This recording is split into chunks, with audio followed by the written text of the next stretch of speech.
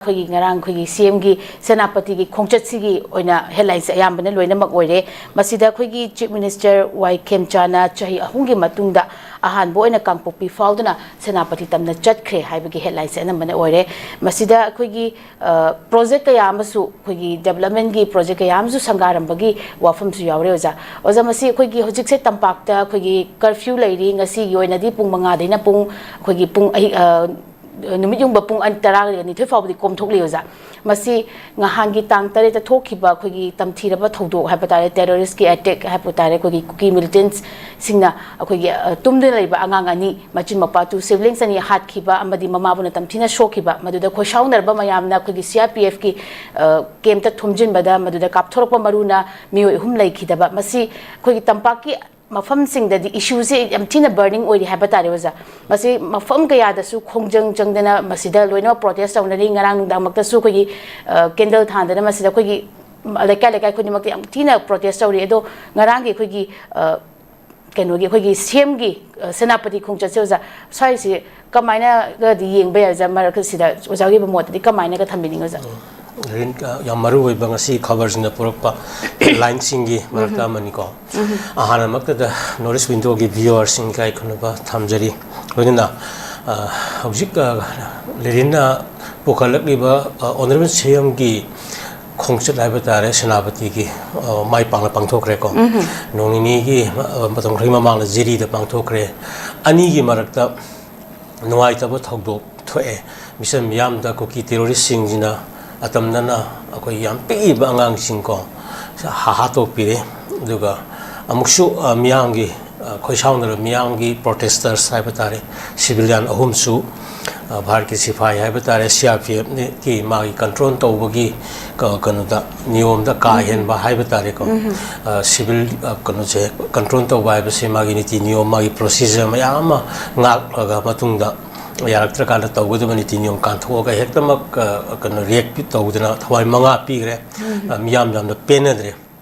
Hi, Mamma sing a Sigi, Yangi and Kushon related timing, Mamatam Nico Zixa. Sigi Maraxida, Lina Hangivasi, CM Kongchasini, Aina Animak.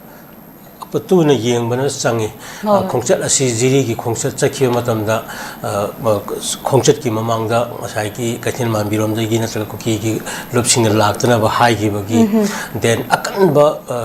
sidagi hen section ngai leitre hai gi mong da security measures lakhot ki ba ko adu malai kre then hataki senapati ki khongchat asi su marak sida cover gi manu se phongjing gi marakta dam yawi akai han bi MR gi kanu sing control tongna bo honaramba ko ki milintan jingna aduga CM gi khongset ti thokna ba lakna ba gi ani makki marak sida kwali nuai ta ba thokdok genocide kya ko crime criminal gi thabuk so amuk thokre pana maksina aduki mati ka sa gi highway asi CM honorable CM na mai pang sakhi ba du mati phai ta Honorable CM gi satli khongchat adugumna nimit khudingi miyam chatpangam godori pra haisna wangni madu oithokta ba wa ma weri aduna di hantaki honorable CM gi khongchat asidi masidagi akoina yam kupna naina ba aduga government su honorable CM and then cabinet ministers mayam laisna su yam kupna naina haning badi haujik lairiba situation asida even manipur gi CM na khongchat chatpa da bawda aduki matik akoigi free oina chatpangam da ba aduki matik security gi kano akoigi threat lehan ba ko sina civil mayam sing sina misam miyam na lambi sing sida samna satpadi oithok tri haibadu ma sum me havani adu iba taraga di hauji kari to ta ge habu matam da state ama leire state ki honorable CM leire masamak experience tawre aduki matik insecure were highway sing se hairabani na haujikti adu kimatik akan ba haibatare honorable CM na satkiba adugi security measures to madagi hena kanba security measures it lokhat la kanda ekoi gi yam sensitive zone singi mafam singse masi pak sanna masi ka khoi gi wai sitok pa hai batare ama change ka koi khulai pai sing tawri myam se hoji aikoi thengnari ba se lirin proxies hantak proxies yam na kan oi ba hai batare popular oi ba hai batare aikoi sidai da masai gi thoi ba geopolitics ki kanada proxy war gaina hai ba maina hoiksu su group to lai ba sing sina ma koi maming sing ado direct thangtok traga su ma koi na proxy to rakanda अतोपा अखोई सु group ता यावदबा खुलाई पाइबा terrorist group सेमकल कांदा मिसम मियामदा अखोई demand तौबगी कनो चथरी मरमदुना हौजिक लेरिबा Manipur demolition theory असिदा अखोइना यामना कुपना यंगसिनदुना चटमिनरी हाइबा तारे मयाम से अदु खर हेना कुपसिन मसु संगी मरमदी मणिपुर की ओइबा मसागी हिस्टोरिकल ओइबा कनो से पुवारी की असेंग मसक से अतै इंडिया की स्टेट के मानदबा हाइबा तारे को अनलाइक नागालैंड और मिजोरम 1960s की मतम द सेमगिबा को नागालैंड सामदे खाइदो सेमगिबा मिजोरम खाइदो सेमगिबा सिगु नत्तबा मणिपुर दी मसागी एंग्लो मणिपुरी ट्रीटीज 1947 to 49 जी तौरका मणिपुर मजर एग्रीमेंट का तौर संगिबा स्टेट अमनिना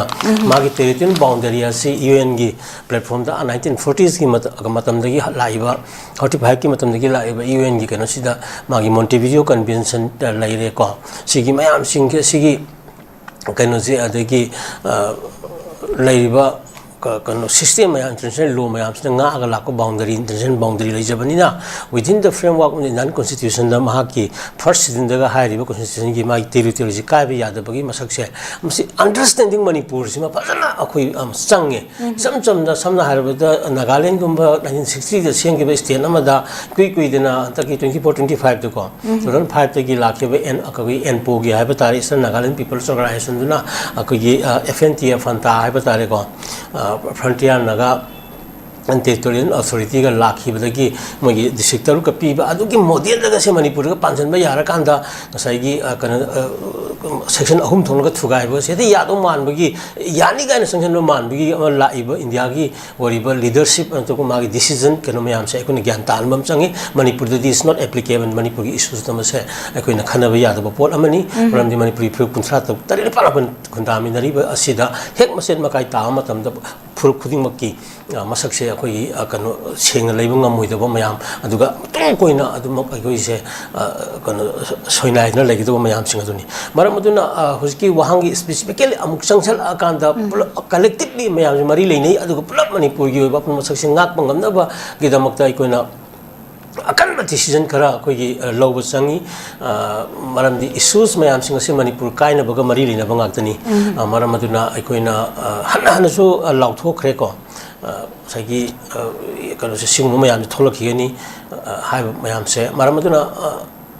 अमुकसो हारी मकाताना अदुमक मकोइदी लेबा कोइगी टेररिस्ट मैम सिंग सिना तौरि थबक से इंटरनेशनल लॉ नेशनल लॉ नत्रगा मागी ह्यूमैनिटेरियन कनो क्राइसिस इश्यूज मैम दा अमत्ता कनो रिलेवेंट लाइतबा ओनली क्याउस अदुगा मागी वायलेंस अदुगा नफु हाफु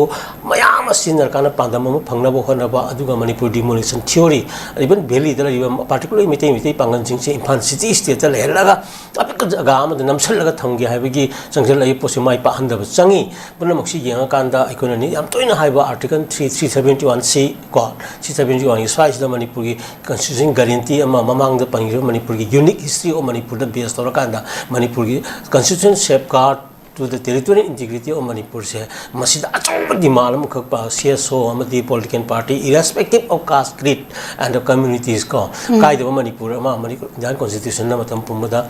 thamalaba matung da the other issues now can be resolved ko amicably aduna hojisi honorable CM gi khongsat ani chidagi akoina yamna chauna highway sing as threat lady have se khange lirin aduna highway sing as hangton ba phajana frame movement changi CM na du yongna कर वाना चलगा मणि प्रजाना यामना हरावना चकदौ नते चपंगमगदौ नते मरमदुना अकनबा home minister सु होगी हाइख्रे को अदुना मसी कननि election Larkana सौबा कन तवनी हाइदना को Congress president थगनि सु हाइग्रबनी मरमदुना अकनबा government की decision अमना हारिबे anti कन सोशल ओइबा अदुका टेररिस्ट क्राइम क्रिमिनल्स मयाम सिंग से पाक्तकना हमतंग वाइसी तोकम संगी हाइबसिम थंगे को ꯖ ꯌꯥꯝ ꯆꯨꯝꯕ ꯋꯥꯐꯝꯅꯦ ꯑꯣꯖꯥ ꯃꯊꯪꯗ ꯂꯥꯛꯆꯅꯤꯡꯕꯁꯦ ꯑꯩꯈꯣꯏꯒꯤ